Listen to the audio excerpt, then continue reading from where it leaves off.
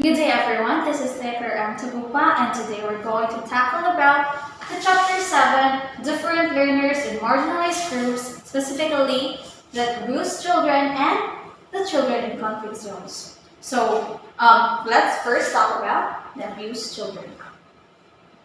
So who are the abused children? So according to World Health Organization, abused children or child abuse is also termed as the child maltreatment. So the child maltreatment refers to the abuse and neglect that occurs to a children under 18 years of age. So if you are, it is considered as a child abuse if you are a minor. But there are also abuse, of course, if you are 18 and above. But here it is for the abused children. Then it includes all types of abuse and exploitations which result to social, physical, and emotional harm to the child that it may affect their daily life. So it is also identified globally as valid social, public health, and human rights issue because it involves a person and its human rights were integrated. Okay. So what are the types of child maltreatment? So there are 5 types of child maltreatment. We have first, the physical abuse. For the physical abuse, it includes any physical harm that the perpetrator inflicts to a child. So it includes kicking, hitting, and even burning a child. That's considered as the physical abuse.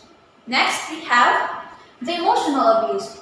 For emotional abuse, it is the systematic emotional harm to the child, which includes giving constant belittlement or rejection, manipulation, and name-calling, as well as shaming. That is considered as emotional abuse.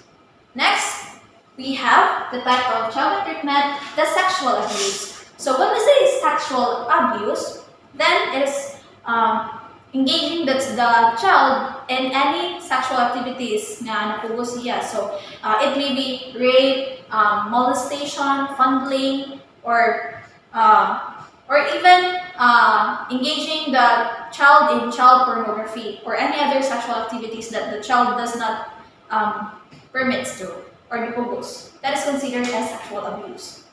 Next, we have neglect and negligence. So how can we say that neglect and negligence is a child abuse?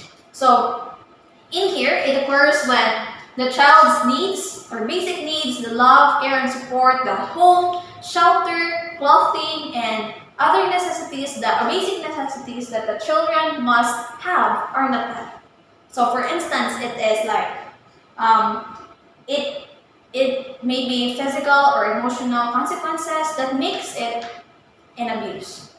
Last is commercial or other exploitation. So commercial and other exploitation type of child abuse includes child trafficking, human trafficking, or child labor, where underage children were forced to do labor. So any activity that violates their human rights is considered as a child maltreatment. Okay. So next, what are the effects of child maltreatment to the children itself? So first, we have the physical harm and impairment. So in physical abuse, since you are exposed to physical activities that are physical harm to the child, you are more likely to have this effect, or you maybe have physical injuries or bruises, or even the disorders nga makita nimo sa physical level. Piang ba siya? This is considered as physical harm or impairments of the child. Next, we have the cognitive and social-emotional consequences. So it means here that the psychological and emotional impact of child abuse to the child affects to the overall socialization skills of the child. So it means to say that when the child is exposed in child abuse, he or she is more likely to be afraid to socialize to other children or to other people because they think that that certain person will inflict harm to the child. So that's their thinking. So that's why cognitive and social emotional consequences is an effect of child maltreatment. Next, we have health risks and mental issues. So it is very understandable, right? So when you are exposed to child abuse, you are more likely to develop psychological fear, like mental health issues. You can develop depression, anxiety, or even being exposed to drug substances, or self-destructive behaviors. You can develop that if you are exposed to child abuse. Next is educational outcomes. So it affects the education motivation of the child, where the result would be low academic achievement of the child. He or she is more likely to demotivate to go to school and then socialize, or the child will become a out of school youth. That is one of the effects of child abuse. Like we also have here dropout, graduation, or no graduation, school absence, academic achievement, and other educational outcomes such as grade retention, learning outcomes, and remedial classes. So these are effects of child maltreatment. So what as a being aware of those child maltreatment, or being aware of the happenings in the child being abused, what could be the preventive measures or intervention that we are going to do? So first, we need to strengthen the role of the health system. So it is important for us to have an early detection of child abuse happening on the child, as well as reporting and provide necessary measures for it to be addressed. And last is to address risk and protective factors at individual, relationship, community, and societal levels, as well as implementing evidence-based treatments and interventions. So we need to identify the potential risk factors of what could be the reason why the child is experiencing child abuse. And then we should enhance the protective factors, like being able to receive mental health care, or being able to receive support, so that the child will no longer experience the child abuse. Okay.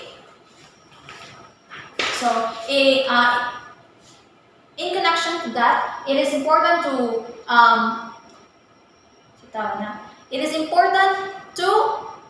improve the relationship between the parents, the peers, and the families, and the relationship between the society, so that the student being exposed to child abuse will lessen their fear.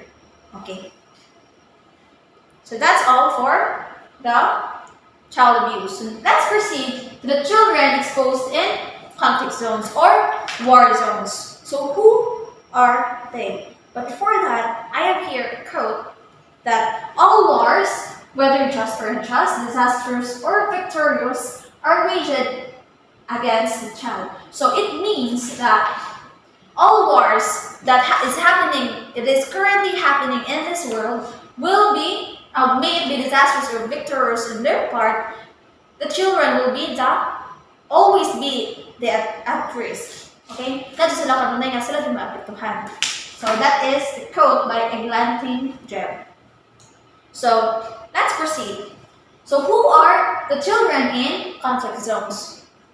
So the children who are living in war-affected countries that lives in constant fear, experiencing grave violations of their rights with serious impacts of their mental health. So these any children that is exposed to war zones or conflict zones are considered as a marginalized group or individuals, learners.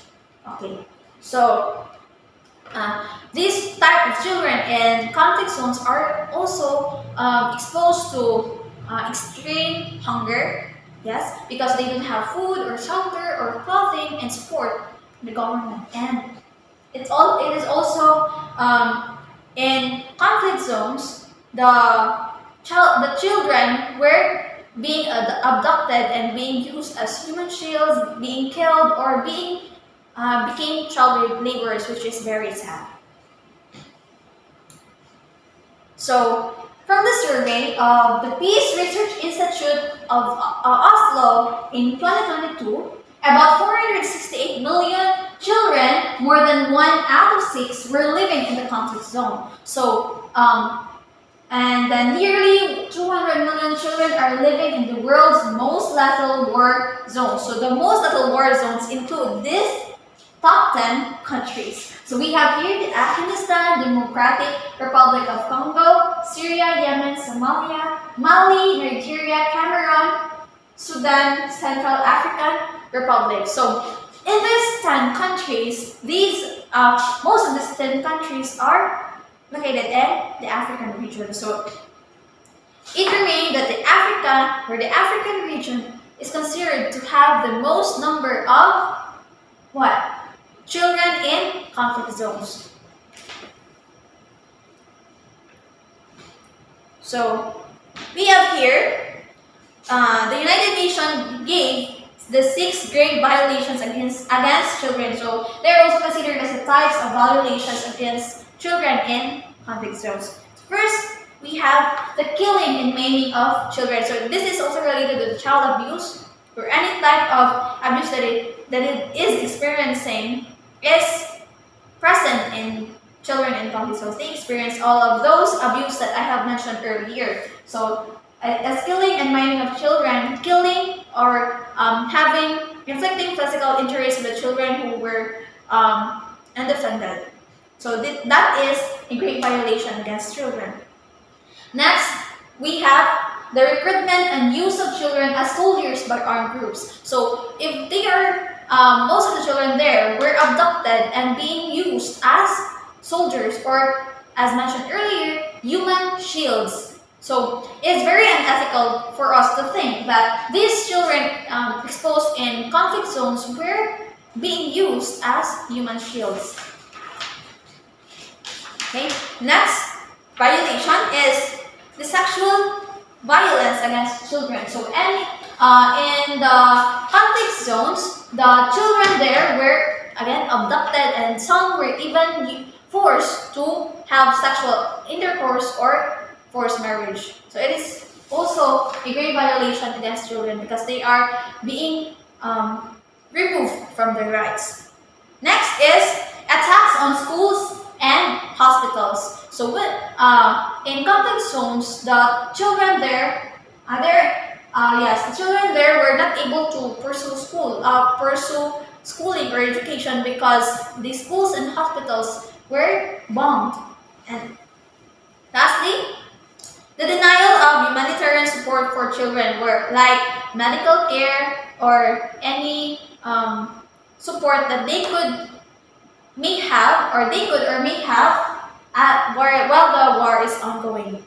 It is a violation against children. So these 4 violations right here, 1, 2, 3, 4. Oh, we also have different. Oh. The first violation here, the killing, recruitment, and sexual are direct. These are direct violations for the children, whereas in attacks on schools and hospitals and denial of humanitarian support for children are violations that are indirect but still involves the children.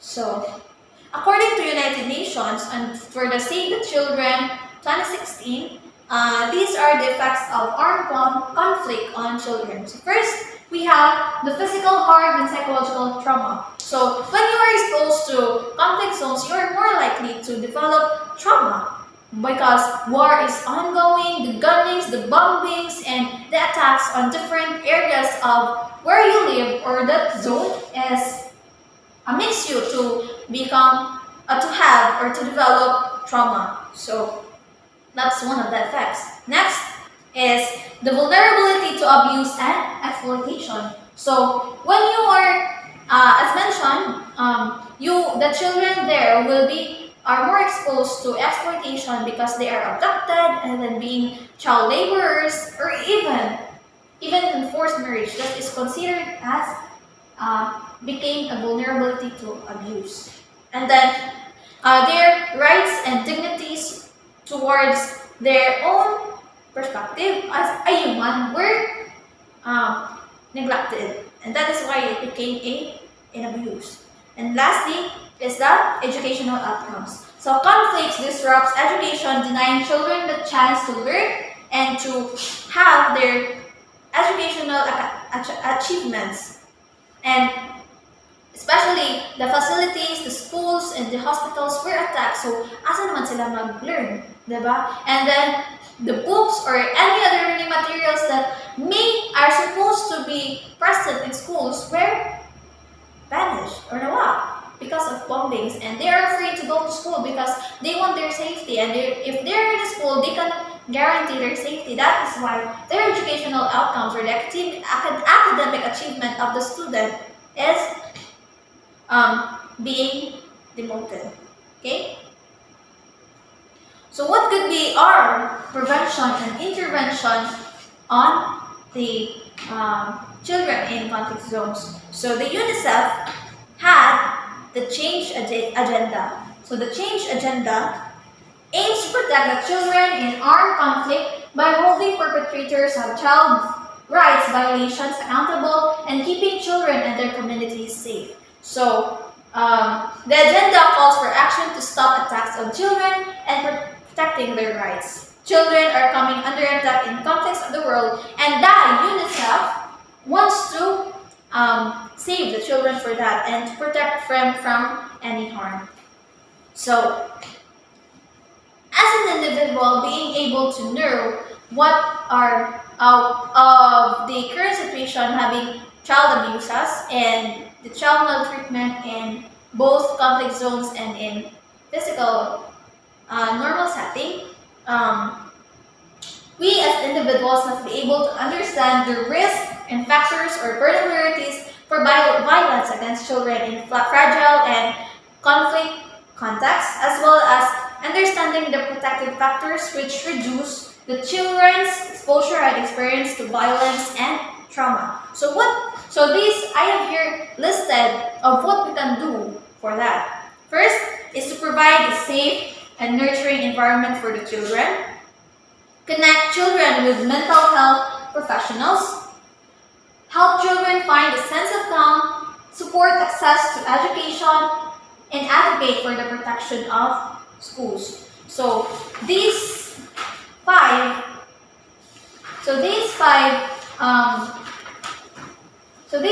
will help us to become individuals that are aware of what is going on in our society to help it diminish.